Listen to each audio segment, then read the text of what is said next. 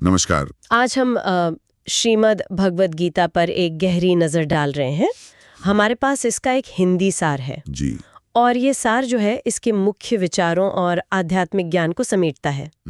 तो हमारा लक्ष्य है कि इसके जरिए गीता के मूल तत्व जो रास्ते बताए गए हैं और आज के जीवन में इसकी क्या प्रासंगिकता है, इसे समझें। बिल्कुल, ये बहुत जरूरी है समझना। तो शुरुआत होती है, हम सब जानते हैं, कुरुक्षेत्र के युद्ध मैदान से। जी, वो दृश्य। हाँ, कैसे अर्जुन अपने ही रिश्तेदारों के सामने खड़े हैं और लड़ने से हिचकिचा रहे हैं। बिल्कुल, एक बहुत बड़ी दुविधा का क्षण। हाँ, और इसी मोड़ पर श्री कृष्ण उन्हें उपदेश देते हैं।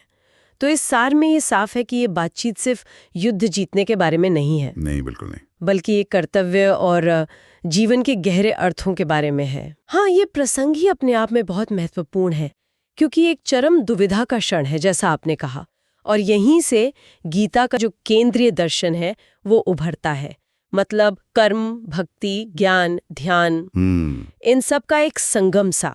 सार इस बात पर जोर देता है कि सबसे महत्वपूर्ण शिक्षाओं में से एक है अपने कर्मों को करना, लेकिन फल के आसक्ति के बिना। हाँ, ये फल की चिंता न करना वाला विचार, ये बहुत मशहूर है, पर कई बार ऐसे लोग शायद ठीक से नहीं समझते। सही कहा। क्या इसका मतलब ये है कि नतीजों की परवाह ही ना करें या कोई महत्वाकांक्षा ही ना रखें?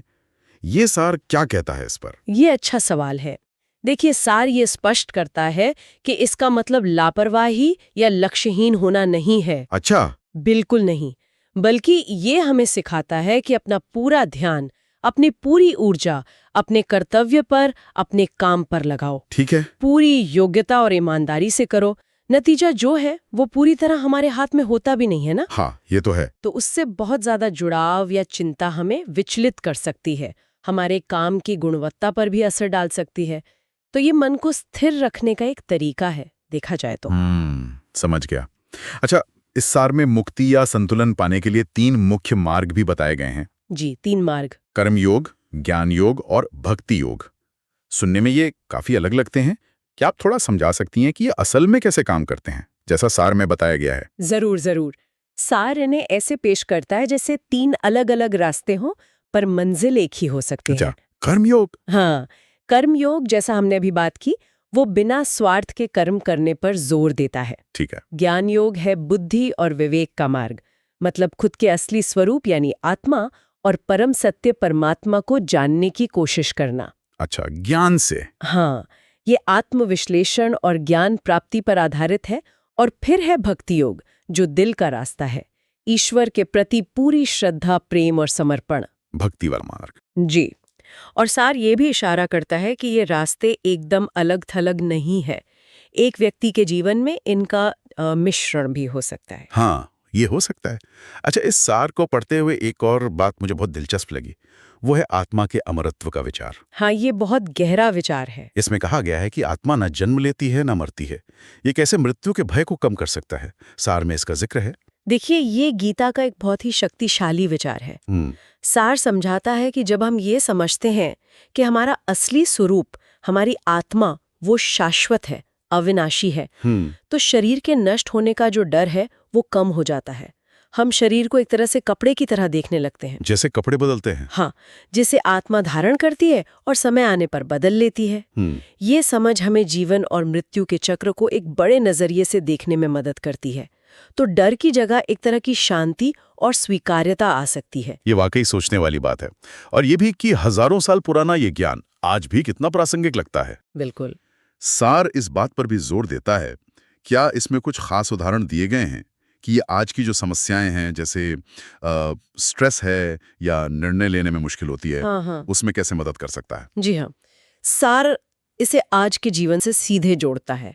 जैसे ये जो कर्मयोग का सिद्धांत है, वो हमें काम के दबाव और सफलता असफलता से जुड़े तनाव को संभालने में मदद कर सकता है।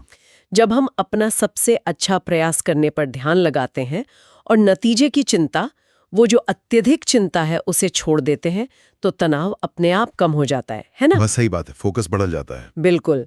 इसी तरह जब हम मुश्किल फैसलों का सामना करते हैं, तो अपने धर्म यानी कर्तव्य और सही काम पर ध्यान लगाने का जो गीता का उपदेश है, वो हमें स्पष्टता दे सकता है। हम्म, ये हमें बाहरी दबावों के बजाय अपने अंदर के मूल्यों के आधार पर फैसला लेने के लिए प्रोत्साहित करता है। और वो जो प्रसिद्ध पंक्तियां हैं, कर्म करो फल की चिंता मत करो, के अलावा एक और है ना, जी जो हुआ अच्छा हुआ, जो हो रहा है अच्छा हो रहा है, और जो होगा वो भी अच्छा ही होगा। ये सुनने में तो बहुत सुकून देने वाली लगती हैं, हाँ, लगती तो है। लेकिन मुश्किल घड़ियों में से मानना शायद बहुत कठिन हो। सार इसके पीछे क्या नजरिया बताता है? सार बताता है कि ये पंक्तियां हमें जीवन की घटनाओं के प्रति एक गहरी स्वीकारती और विश्वास का भाव अपनाने के लिए प्रेरित करते हैं। स्वीकारती? हाँ अच्छा। हाँ, इसका मतलब ये नहीं है कि हमें दुख या कठिनाई महसूस नहीं होगी, बिल्कुल होगी, पर ये कि हम उन अनुभवों को भी एक बड़ी योजना का हिस्सा मानकर स्वीकार करना सीखें। ये हमें अतीत के पछतावे और भविष्य की चिंता से मुक्त करके वर्तमान में जीने में मदद करता है। एक तरह का भरोसा कि अंततः सब कुछ किसी भले के लिए ही होता है। ये एक मानसिक अनुशासन भी है, आसान नहीं है। हाँ, अनुशासन तो है। तो कुल मिलाकर ये सार दिखाता है कि भगवत गीता धर्म, दर्शन और व्यवहारिक जीवन जीने की कला, इन सब का एक अनूठा मिश्रण है। बिल्कुल। व्यक्ति को आत्मज्ञान की ओर ले जाना है, अपने कर्तव्यों को निष्काम भाव से करने की प्रेरणा देना है और अंततः आंतरिक शांति और संतुलन पाने में मदद करना है। जीवन की जो जटिलताएं हैं, उनके बीच एक स्पष्ट दिशा प्रदान करती है। तो चलिए जाते जाते एक विचार छोड़ जाते हैं।